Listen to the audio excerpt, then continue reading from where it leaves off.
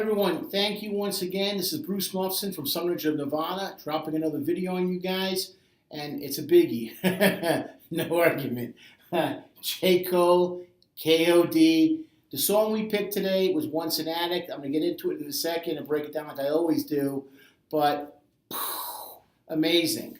Okay, first of all, again, I want to thank everybody that's been dropping us comments again and again and again. If you leave a comment, I will write back to you with a comment. So that's a given. We are still working on our live stream capabilities. We know we've had at least 4 people do a live stream and drop different sentences, different comments. We will get back to you. We appreciate that. Want to thank Shinobi Ninja. Great. Thank you guys again. I'm looking for something in the store to purchase. We appreciate you guys tremendously. And with no further ado, here we go. All right. For those of you who haven't been living on planet Earth for the last couple of weeks, J. Cole dropped an album on 4/20, April 20th. Okay, and today what he did was the album is called K.O.D. Now, he went to Twitter, which is what you do today when you want to drop something new, and he put down his album art and the track list. The track list stands for 3 things. The album's title stands for 3 things. Kids on Drugs, K.O.D., King Overdose, K.O.D., and Kill Our Demons, K.O.D. I'm going to get into that a little bit later. There's also an image of him depicted on the front of the album with the crown over his head, him looking dazed, and kids doing various things. 4 children depicted in that image below him, which I'll get into a little bit later as well. Okay, now, the song we're going to be doing again, as you can see behind me, is Once an Addict, the Interlude.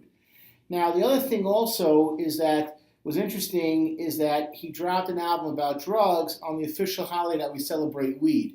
So I don't think there was much of a coincidence there. And what he did was, he's a very generous guy, J. Cole. He told he's going to give a free show.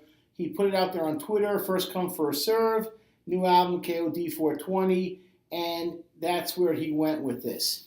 Now, let's go into the title of the album. I want to break it down, and I want to talk about a couple of things. I want to share things with you guys that are watching it. And I want to talk about some things. I want to make this a little more interactive, this particular video.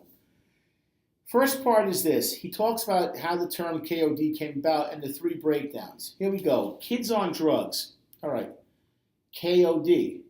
If I turn on the TV right now, it's not going to take long for there to be an advertisement to pop up that says, are you feeling down? Have you been having lonely thoughts? And then they shove a pill in your face. The first response of any problem is medicate. Okay, here's the deal. True, true, true. Welcome to my world, okay? I do a thing as a clinical social worker called peer-to-peer, where I have to justify services. I see a kid for an assessment, I write it up, what's going on, I put it together, I give it to the companies that I work for, they call the insurance company, they send it in, and then we're told what services we can provide, which is usually what we're looking for is therapy and case management, to break it down. And if we need to, if, medication services as well.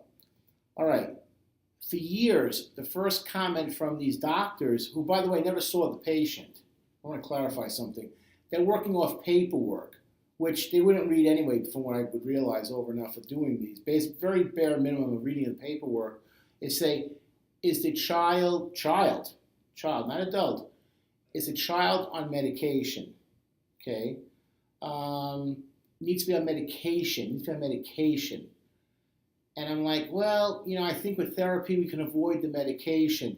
You have to have medication with the therapy. No meds, no other services. You're in a bind. What do you do? And push the pills, never see the kid. You want to talk about the problems in America? That's the real Holocaust, is millions of kids put on very, very powerful medications for anti-anxiety, anti-depression, and depression, psychosis, that way, way, way young, huge side effects like breasts for boys, that's a popular one. And let me clarify something also, I've said this before, for depression, the number 1 cure for depression, exercise. It beats therapy, it beats medication. And any worthwhile psychiatrist will tell you this, and any half-decent therapist will tell you, social worker. I tell anybody that's depressed, Understandable. I'm listening. I hear it. Go out, exercise. I don't care what type of exercise, from A to Z, go exercise. Get out of the house, break a sweat. Best thing you can do for yourself. The number one cure for depression is motion and activity. And we would be told to ignore the parents' wishes. Parents would say to us, I don't want my kid on medication. I want my kid on medication. Sorry, they need to be on medication. They need to be on medication. So that's what you're dealing with today with America, with the medication epidemic. Where do you think the opioids came from? The opioids started with the other medications because you got to get people in tune to take medication for everything. So when he says the first response of any problem is medicate, you have to work this into the system, to the psyche, that any problem you have is medicate, medicate, medicate, medicate, medicate. That's the problem, America. That's the issue. So the first response of any problem is medicate. Forget the street drugs. I know what he did on the album. I was impressed what he put together. They should have had kids taking Xanax, Ritalin, other stimulants, antipsychotics, antidepressants, anti-anxiety. That would have been an even more interesting album cover. Maybe I'll suggest that to him next if I ever meet him, and suggest a follow-up to this album, KOD, Prescription Medication, KOD Part 2. That might be more powerful. Okay, now, then he does this. He says, King overdose, second part, part 3, 1, 2, 3. That's representing me and the times I was and am afflicted by the same methods of escape. Okay, we talk about that. Don't be self-destructive. Don't be. If you see yourself going down a rabbit hole, reach out, talk to someone, get some help, get some advice. Don't make mistakes by being self-destructive with alcohol or drugs, impulsive spending, reckless sexual activity, people you shouldn't be hanging around with. Think about Lil Peep, what happened to him? No guidance. People taking advantage of you. If you feel King overdose, I was and am afflicted by the same methods of escape. Escape, not reality. I'm running from reality. So I'm escaping. Escaping what? You're going to run headlong to reality whether you like it or not. We want you to be focused. We want you to be stable. Don't be self-destructive. Get help. Talk to someone. Finally, this was an interesting one. Kill our demons. That's the end goal, to face our stuff, realize we have some stuff going on inside. I realized everyone's family is messed up because nobody is perfect. Whether you want to or not, you're going to mess up some kids and your kids in some way because you got messed up in the same type of way. Kill our demons is like finding that stuff, whether it's from traumatic childhood experiences, whether it's from a lack of attention, confidence issues, insecurities, whatever it is, we've got to be honest with ourselves. Look in the mirror, look inside, and ask yourself questions. What's causing me to run to this thing as an escape? Boom! Powerful, because that's the truth. That is the truth. No one is immune, trust me. Everybody gets hit from a dysfunctional childhood. You carry that shrapnel, you're still taking pieces out of your arms, out of your neck, out of your head, out of your thighs, all over your body till the day you die. And if you're lucky enough to have a stable childhood, bless you, because you're one of the few lucky ones. Because everyone deals with trauma in childhood for the most part. And it ranges from A to Z, white, black, brown, yellow. I don't care if you're from Mars, Jupiter, Venus. They got trauma too. Don't kid yourself. Right? Everyone gets hit. So what's causing me to run to this thing as an escape? And kids on drugs, by the way, good luck if you're a minority. Okay? Because you're tagged. You're tagged as a problem. Rambunctious. Hyper. Can't sit still. Or if your parents have poor education and don't understand the system, eat those pills, eat those pills, eat those pills. You're tagged and bad before you hit high school. You're out of the game. Good luck if you're a minority. So here's the point. What's causing me to run to this thing as an escape? Okay? We all get messed up as he's talking about. And it's a great point. I'm a dad, and I've screwed up hundreds, if not thousands of times with my kids. I was always like, I won't be like my dad. I won't be like my dad. But my dad was a jerk. And you know what? You do something stupid and you're like, damn, I just turned into my dad. I wasn't going to be like my dad. I'm going to be different, going to be better. And then I said something stupid. I do something stupid, and I'm just like my father. I'm still carrying around that shrapnel and that 800-pound gorilla on my back. So what's causing me to run? Where does it all come from? Because we're a product of our experiences. And when you have it rough, when it's not easy, that's what happens to you. And here's the thing too. What is the end goal? What's the end goal? To face our stuff and realize we have some stuff going on inside. Why? What's it doing to you? Because it stops you from living up to your potential. And that's what these videos are all about, one after the other. And the pain that I've seen from these comments, from people that have written in, all over the world I'm finding out. The pain, the misery.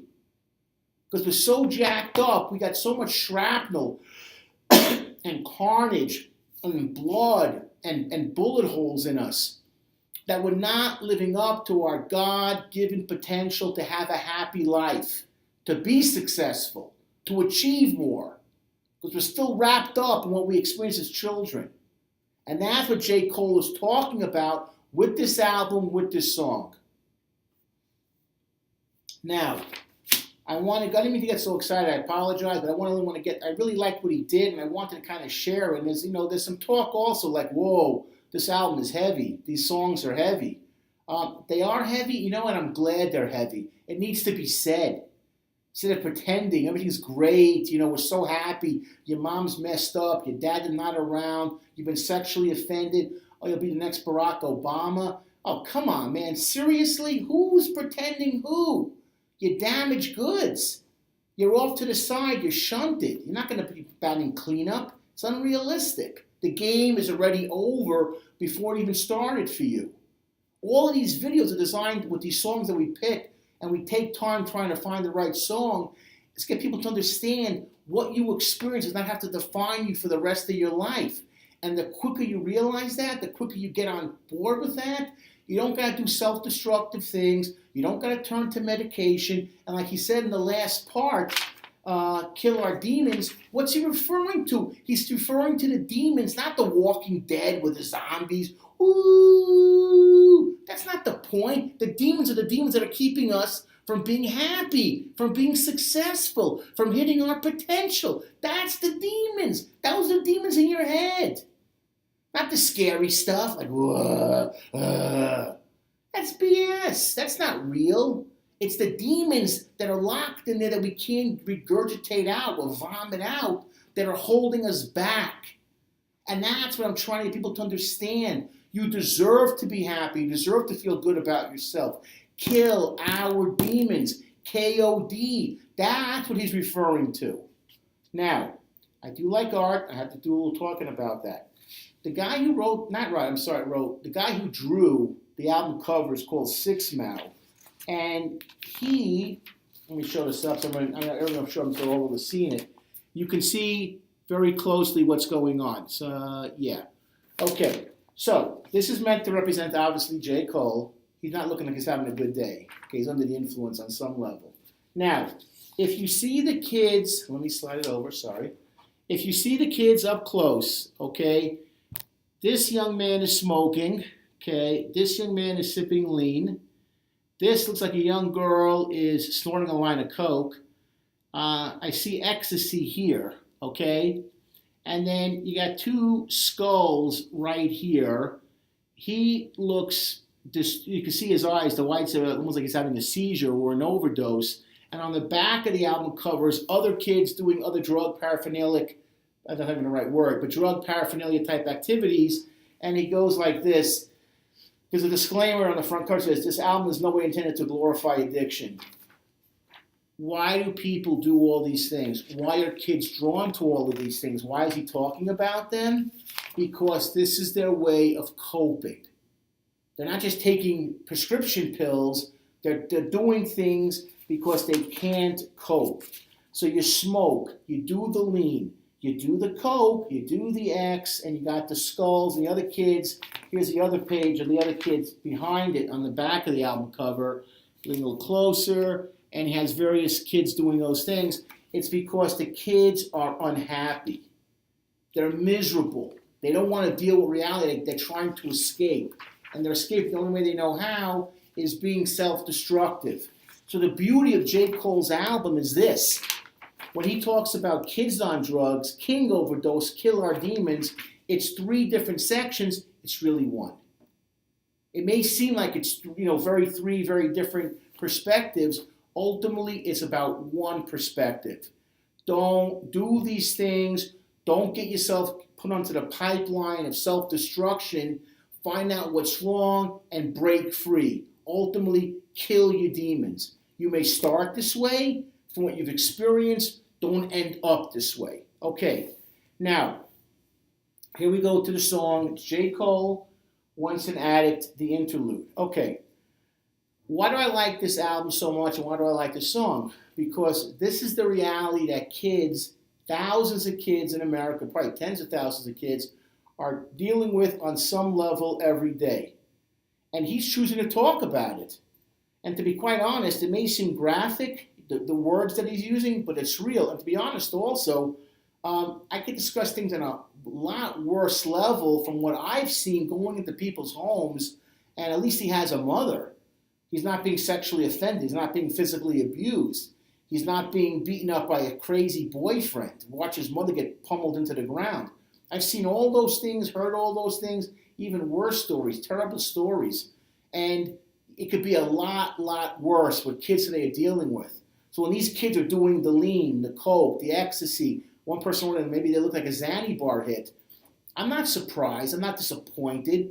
They take these things as a way to cope because they're so unhappy with what they are. And he's actually talking about it because kids are being forced to be adults before they had a chance to be a kid. They're not ready, and they're hitting the wall at 80 miles an hour, and they should be hitting the wall at 10. They're not adults. They're not ready for it. And he very intelligently, very cleverly uses those lyrics to show how it's messed him up because his mother, who he's using as an example, was so dysfunctional, she's not able to cope because in a lot of ways she's a kid. She's a child, and she's raising a child, and that's never going to be successful. That's never going to work. So it may seem graphic. America, this is real. And honestly, for this particular video, I would love to get comments about kids watching it with their parents, watching with their mother, watching with their grandfather, their dad, if he's around, and just watch this together and look at him and say, are you the adult I need in my life to show me how to be a righteous adult? Because I'm not going the right direction. So I'd like to get people to watch it with somebody who's older, a mother, a father, hopefully not a grandparent, but I'm being realistic. This is America today. And watch this and say, what kind of guidance are you giving me? Where are you at? Look at these lyrics, hear what he's saying, this writer, this artist, J. Cole, and try and take something away from this. And if you don't want to ever get things, and here's another thing also. Often in therapy, which I hate in social work, is nothing gets resolved. Oh, you're a good kid, you're a good boy, and it's going to get better. And in a couple of months, he'll be different. He'll be moving on. He'll be fine in school. You know what? You're lying. You're lying to your clients. If you don't tell the truth, if you don't get things resolved now, it doesn't get better. It's like a cancer. It metastasizes, and it gets 50 times worse. You got to address things. The earlier you do, the better off you're going to be. Let me give you a different analogy. You want to be a great ball player? You want to be a great athlete? You start early. That's how you see athletes today. When did you start playing basketball? 4. Organized football? 5. When did you put on your first pair of hockey skates? 3. Shockingly, those are the kids, boys and girls, that get the high school conference awards, that get the college scholarships, that have a pro career. because they've been bred for this since a very, very early age. They're resolved to be as successful as possible. And that's in any endeavor: math, science, history, computers, making money. The earlier you start doing something on a functional level, the long-term effects are going to be there. And that's what I want people to understand from this. So you don't get it resolved early, it's going to fester, fester, fester, fester. And then you got this problem: kill our demons. And here's the problem before we get into the song. You don't kill your demons now when they're weak, when they're not as strong as they need to be. Great, because in 5, 10, 15 years, you take on a demon that's now 20 feet tall, 2,000 pounds, got a tail the size of a Gila monster, and could smash you in half by looking at you. It's that much harder to break those demons. Now, here we go. It starts off with this. It goes, you get the music, it goes right, right, right. Something's got a hold on me. Right, right, right. And then you got a female voice coming in for the next few lines. Sometimes I think pain is just a lack of understanding. When only understand it all, would we feel no pain? Therefore, it shouldn't say therefore, but God must feel no pain. Powerful, powerful breakdown of 3-line stanza. Why do I have to suffer is basically the question. And people who, when you look at God and you say, what is God's role for me? You often have the concept of, I only see a small piece of the puzzle. I'm not privy to the big picture, to the whole pizza. I'm only allowed to see a small piece of it. Therefore, I don't really understand why good people have to go through pain. It's a complicated question, and it's bothered theologians for thousands of years. I get it, though. So God must feel no pain. And you know what the answer to that question when someone says God must feel no pain? God does feel pain to see his children suffer. Because God wants to see everybody successful. So God does feel pain. He feels pain on seeing us, his children, suffer. Then you get the female voice again. Something's got a hold on me, only joy. Does this mean even our suffering pleases him? No. He wants us to be successful. That's it. And do right to each other. And do right by ourselves. That's what any kind of higher power would be looking for. Then she stops and it goes right into J. Cole. Lost in a cloud of marijuana, young Carolina guy, fish out of water. Stepdaddy just had a daughter with another woman. Boom, no break, boom, right into it. Yeah, abandonment of family. It's painful and it's shattering. He had a child with another woman. Not my bio dad, because he's already long gone. My stepdaddy just had a baby, daughter with another woman. Not with my mother, with somebody else. So he was cheating on my mother with another woman. Take the heart, rip it in half again, and throw it into the garbage can. Because that's what you feel like. She's shattered. Shattered. Mom ain't recovered yet. Calling me 12 at night. She's drunk. And I'm upset because why she always use me for a crutch? Parents using children to cope. I've seen it over and over and over again. Little adults, they are not. They are little adults. They're not prepared for it, and it's overwhelming. And I've been into so many homes where I end up talking to the 12-year-old girl, and I'm like, you know what? You gotta sit down. You got to talk to me for your mom. You're gonna talk for your mom, okay? She said, okay, okay. Usually it's girls. The boys are like, they're already closeted. They don't want to talk. They're catatonic. They're sleeping on a springboard, a spring mattress. It's disgusting. Dirty clothes, plates of half-eaten food. They are shut down and they are shut off because there's no male around. And the boys just, boom, shut out of the sky. And the girls take over. And they're bright, pretty, hair in bows, hair in cornrows, sharp. And I end up saying to them, hey, I need you for the assessment because your mom not always there, clearly. And your brother, Hasn't changed his underwear in about a week because I could smell him from 10 feet away. The girls take over.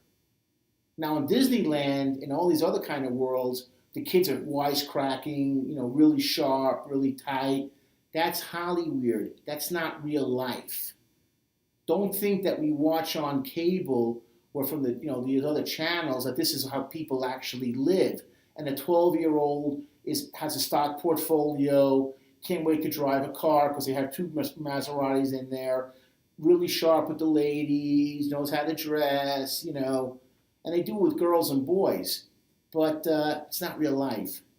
I walk into these houses and they got the kids so dysfunctional that they're totally out of it. I want to share one story I showed with my producer who was laughing. He didn't realize it. And we went into one house a couple of years ago doing some assessments, and this kid was maybe about 10 years old. I said, I'd like to get a glass.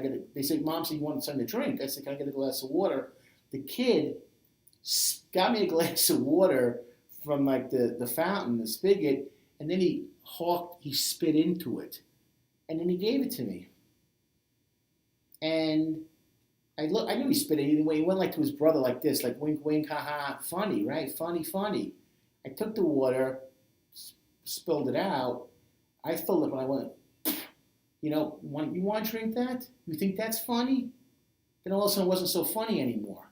That's the respect he had for me, coming into his house to talk to his mother who had massive, massive problems. And he thought he was the man in the house. He was a pretender to the man of the house because there was no man in the house. And when you put people that are not supposed to be in the right position, it doesn't work. Why do you think Golden State wins every game? They got the right people at the right place at the right position. When teams don't win, it's not because of the system. That's a myth. That's a coaching myth. You don't have the right players. I don't care if it's football, basketball, baseball, hockey. That's a myth. The system. The system only works with good players. You got great players, the system's going to work. It's amazing. These kids don't have a system. There's no one to look up to. So these kids are not prepared for it. It's overwhelming. She's drunk and I'm upset. Yeah, I know. I would be. It's scary. The one that you're supposed to look up to is drunk. Growing up, I used to always see her up. Late at night, cigarette smoke and greatest hits from Marvin Gaye. She kills a whole bottle of some cheap Chardonnay. Self-medication. Smoking and drinking. Common sense. No self-worth. No one wants me. I will be alone. No self-esteem. That's the demons that have taken a hold and have gotten you to the point that you got the overdose, you got the demons, and they're there and they ain't going away and they're banging inside your coconut. I got to leave this house because part of me dies when I see her like this. Too young to deal with pain. I'd rather on the streets than see her kill herself. Hey, you know what? That was kind of my childhood too. Thank God when I was a kid I could get away with that kind of stuff. I lived in Brooklyn. I used to go on the subways, the buses, the parks, just to escape. Library for me. Escape, the park. You run away from your home. It's predictable. It's life-saving. You don't get hit with the shrapnel, but you still get hit with the shrapnel because you're not home being around normal. So even if you want to escape it still follows you. It's like a swarm, like a drone still hitting you. It damages you. I saw my own mother. She wasn't dysfunctional like this, but she suffered in a very, very difficult marriage. And I saw what it did to her. I didn't want to be around it. It was very, very unpleasant. So DeVille, I'm assuming it's a Coupe DeVille, became my escape from a feeling I hate. Mama cursing me out. Depression, such a villainous state. The mother turned into her mother, turned into her grandmother. The dysfunction goes from generation to generation to generation. She's cursing him out. Nice kid, nice young man. She's so angry at herself, she's ripping her kid. Great. You become the parent or the person you never thought that you would be. You don't realize how painful your words are when you rip your kids up. They die. Kids are not adults, despite the TV and the video make them seem that way. They're not mature enough. I've had kids tell me, Bruce, it was like they ripped me in half. Like a piece of paper, they ripped me in half. Those words destroyed me. They devastated me. You're ugly, you're fat, you're stupid, you'll never be pretty, no man will want you. Look at my life. You won't go anywhere in school. You'll never get a good job. He'll beat you. He'll punch you. He hates you. Why did he leave? He thought you were stupid. Your grades suck. Boy, that's really good self-esteem right there. That's how you get your kids to really be successful in life. Then he goes on to say, I used to stay out later on purpose. Subconsciously, I was nervous that if I came home early, then what would surface would be her inner demons. And then I have to end up seeing my hero on ground zero. I'm going to steal that line. I stole the last line from Shinobi Ninja. Sometimes you swish, sometimes you miss. I'm stealing that one. Hero on ground zero. Kids tell me this all the time. I don't go home. I stay out. I couch surf. I didn't want to see the ugly that my parent is weak and flawed. Whether you want to admit it or not, parents, that's why I'm asking for you, please have your kids, if they say to you, can you watch this with me, mom, or dad, or stepdad, or daddy of the month, or my stepmommy of the week, or whoever my dad met you and mom met you, watch it together and see the damage that's done with this kind of stuff. I didn't want to see the ugly, Bruce. I didn't want to see my mother or my father degraded and humiliated and just weak and broken and flawed. Tears flow away, Al Green blow, love and happiness. I wish I could say the right words to cheer her up because you don't know what to say. That's the point. What are you supposed to say at 12 years old? Mommy, it's going to be better. Daddy, don't worry. He loves you. She loves you. You'll make it work. He'll come back. He's sorry he hit you. Yeah, you don't know what to say. There's no right words. I wish her son's love was enough. I tell her, Mama, go to sleep. She'd tell me, boy, hush. You better pray to God you never get your heart crushed. Bam! Just like that. Never get your heart crushed. What are you telling your kid that? Don't know what to say. Be stable. Call it a night, parents. It becomes prolonged, endless. You can't let it go. You met a jerk. You met a loser. Cut your losses. Move on. Think about your kids. I've had so many parents tell me, well, single moms actually, it's my stock and trade, is I stuck around for my kids. Hey, single moms, respect you. Better people than me. Better woman than me. I respect that about you. I get it. Head to my room. I can seal the tunes on my door shut. F it. A couple more months, I'll be gone. Off to college and dorms. Fool myself thinking problems are gone. Yeah, you know what? I'm going to run, but you're fooling yourself because you can't run from your family and dysfunction. It's always going to be there. Yeah, I'll run. The army, trade school, the military, a dorm life. It's there. Now it's 1 a.m. Mom's dialing the phone. I know she's intoxicated, and soon this high that I'm on comes crashing down. Any happiness is short-lived, okay, and useless because all the pleasure is sucked out. Life becomes unbearable. You know why? You can't focus on yourself. You're focusing on your parent. That's not the way it should be. You should have a focus that my parent is stable enough to get their act together. I don't have to do the thinking in the family. And too often that's what happens. She's lit, she's talking drunk, I'm angry, but I'm still all ears like Basset Hound, thinking to myself, maybe my mama needs, I'm all ears, okay? You don't want to be involved, but that's how it winds up. You don't want to hear these problems that when they're a certain age, your parents, but you get sucked in. I'm still all ears like Basset Hounds. Thinking to myself, maybe my mama needs help, but doesn't she have work in the morning? Why is she doing this to herself?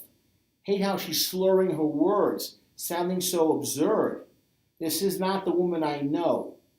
Yeah, what is going on? Does she not see what she's doing to herself?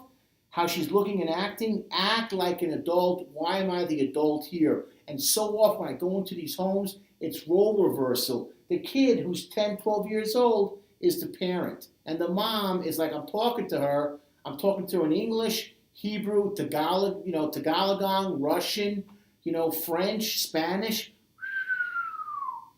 Disconnect. I've had kids do this to me in front of an assessment. Mommy, the man's talking to you. Mommy, can you listen, mommy? Mommy. Huh? What's going on? This is not the woman I know. Why I just sit and observe? Why don't I say how I feel? You feel helpless and hopeless because what do you do? It's a crazy feeling to be in. Your parents not there and you got to be there? That's so scary. Why am I the adult here again? And when I do say how I feel, because he ends up like this, when I do, she's defensive for real. Well, maybe things get better with time. I heard it heals. Little did I know how deep her sadness would go. Looking back, I wish I would have done more instead of running. All right, let me explain this. When people are defensive, they still have their demons up. Number 3, kill our demons. Demons have won. You haven't killed your demons. When you're defensive, when your kid's telling you, Mom, something's wrong here, Dad, something's wrong here, and you can't comprehend that, there's a problem, severe problem. And the fact that you get defensive means you don't want to hear the truth.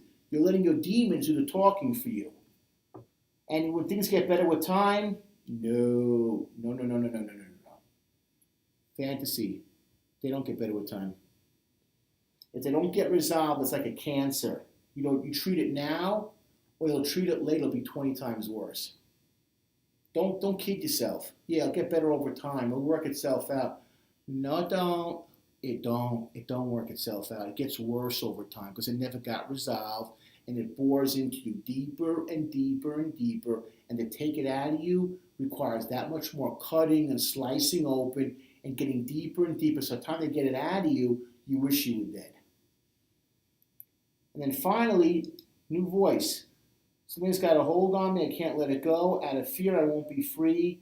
Something got a hold on me, I can't let it go. Out of fear, I won't be. No. Something's got a hold on me, I can't let it go. Right.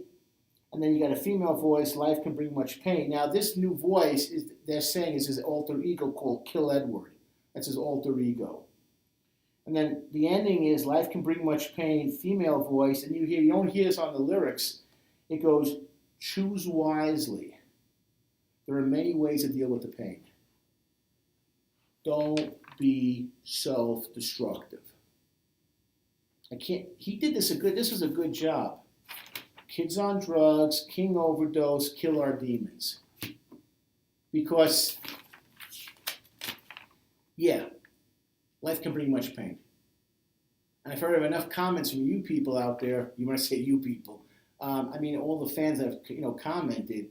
Yeah, life can be full of pain. Oh, trust me, I'm an all-star in pain. All-star, first team all-star in pain for the last decade. For the 2000 to 2010, from 2010 to 2018, first team every year. Yeah, I know about pain. And you people that are watching, you know about your own individual pain. Life can bring much pain, but choose wisely because there are many ways to deal with the pain. Either you deal with it constructively, correctively, successfully, thoughtfully, or you get chopped up. And there's nothing left of you, and kill our demons? Nah. You know what? They're like, it's over, baby. Yeah, never gonna happen. Please, I'd like to get some comments. I'd like to see 2 generations watching this video. Parents, children, you could be an adult child. Watch it with your parent. If you got some guts, say things like, you know what? I made mistakes. Or if you're a parent watching this child and you made mistakes, right here, baby, get on the phone. Oh, I'm sorry, I'm old school. Get on your Twitter, get on your Instagram, get on your Facebook, get on your YouTube, and tell your significant other, wherever it might be, children, I'm sorry, I screwed up, I love you. If I didn't get help before, I'm going to get help now. This video made me think about things. This guy, made me look at myself in the mirror reflectively, and I can't hide no more. I got to get these demons off my back. They're crushing me. So please, let's get some comments about that. I'm looking forward to it, and appreciate everyone that's watching and commenting. We'll continue to make the videos. We'll continue to go forward. We're going to get the live streaming down pat. We're getting better at it every week, blah, blah, blah. We got more things coming out. It's coming. It's coming. It's coming. All my expectations are happening for the channel. And I appreciate every one of you, each and every one of you that have watched, that have written, that have made comments, and have reached out to us.